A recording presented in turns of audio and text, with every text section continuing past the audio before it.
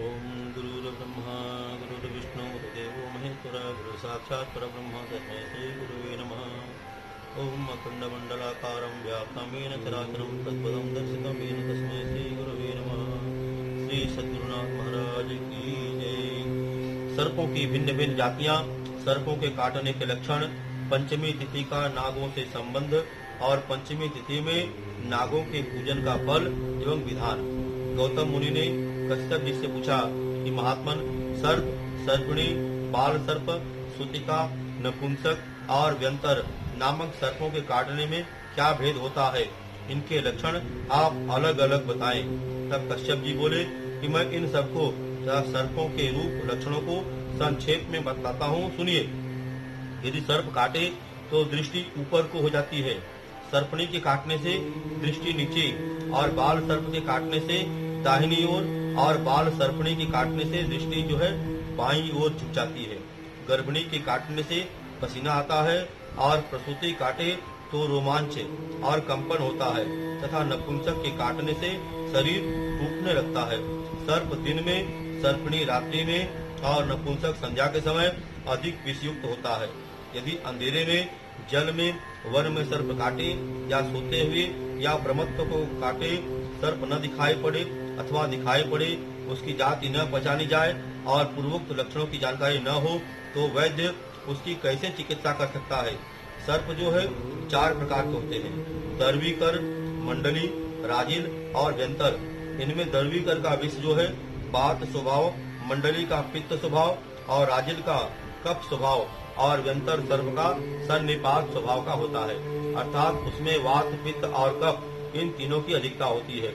और इन सर्पों के रक्त की परीक्षा इस प्रकार करनी चाहिए। दर्वीकर सर्प में रक्त जो है कृष्ण वर्ण और स्वल्प होता है। मंडली में बहुत गाढ़ा और लाल रंग का रक्त निकलता है। राजिल तथा व्यंतर में स्निग्ध और थोड़ा सा रुधिर निकलता है। इन 4 जातियों के अतिरिक्त सर्पों की अन्य कोई 5वीं जाति नहीं मिलती। सर्प ब्राह्मण, क्षत्रिय, वैश्य तथा शूद्र इन 4 वर्णों के होते हैं। ब्राह्मण सर्प काटे तो शरीर में दाह होता है, प्रबल मूर्छा आ जाती है, मुख काला पड़ जाता है, मज्जा अस्तमित हो जाती है और चेतना जाती रहती है। ऐसे लक्षणों के दिखाई देने पर अश्वगंधा, अपामार्ग, सिंधुवार को घी में पीसकर नष्ट दें और पिलाएं तो विष की निवृत्ति हो जाती है। क्षत्रिय वर्ण के सर्प के काटने पर शरीर में मूर्छा आ जाती है, दृष्टि ऊपर की हो जाती है, अत्यधिक पीड़ा होने लगती है और व्यक्ति अपने को पहचान नहीं पाता। ऐसे लक्षणों के होने पर आंख की जड़, अपामार्ग, इंद्रायण और प्रियंगु को घी में पीसकर मिला ले तथा इसी का नशे देने से एवं पिलाने से बाधा मिट जाती है। वैसे सर्प के डसे हुए तो कफ बहुत आता है, मुख से लार बहती है, मूर्छा आ जाती है और वह चेतना शून्य हो जाता है।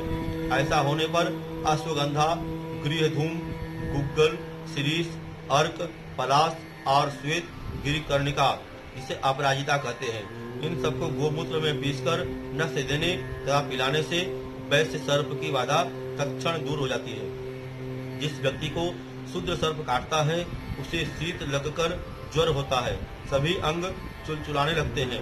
इसकी निवृत्ति के लिए कमल, कमल का केसर, लोद्र, छौद्र, शहद, मधुसार और श्वेत गिरिकर्णी इन सबको समान भाग में लेकर शीतल जल के साथ पीसकर नस्य आदि दें और पान कराएं, इससे विष का वेग शांत हो जाता है।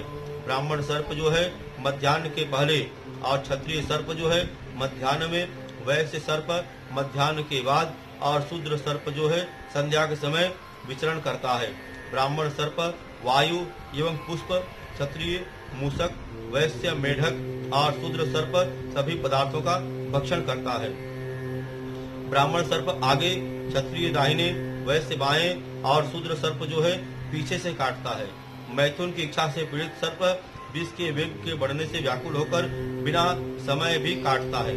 ब्राह्मण सर्प में पुष्प के समान गंध होती है और क्षत्रिय में चंदन के समान, वैश्य में घृत के समान और शूद्र सर्प में मत्स्य के समान गंध होती है। ब्राह्मण सर्प नदी, कूप, तालाब, झरने, बाग, बगीचे और पवित्र स्थानों में रहते हैं। क्षत्रिय सर्प ग्राम, नगर आदि के द्वार, तालाब, चतुष्पथ तथा तोरण आदि स्थानों में वैसे सर्प जो है श्मशान, ऊसर, स्थान, भस्म, घास आदि के ढेल तथा वृक्षों में। इसी प्रकार शूद्र सर्प अपवित्र स्थान, निर्जन वन, शून्य घर जो खाली घर पड़े रहते हैं, श्मशान आदि बुरे स्थानों में निवास करते हैं। ब्राह्मण सर्प श्वेत एवं कपिल वर्ण, अग्नि के समान तेजस्वी, मनस्वी और सात्विक होते हैं। क्षत्रिय सर्प मूंगे के समान रक्त वर्ण अथवा सुवर्ण के तुल्य पीत वर्ण तथा सूर्य के समान तेजस्वी।